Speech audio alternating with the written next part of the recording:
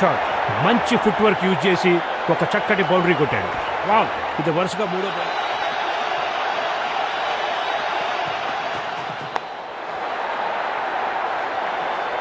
ఇక్కడ బ్యాట్స్మెన్ ఆపాలి అంటే చాలా కష్టంగా ఉంది.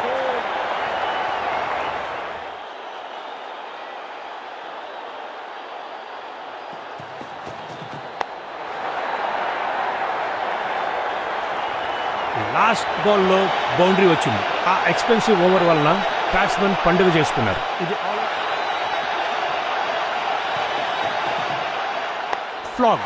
అక్కడ బ్యాట్స్మెన్ పవర్ కనిపించింది. బాల్ నేరుగా క్రౌడ్లోకి. అవును, అది సిక్సే. ఆ షాట్లో పవర్ కనిపించింది.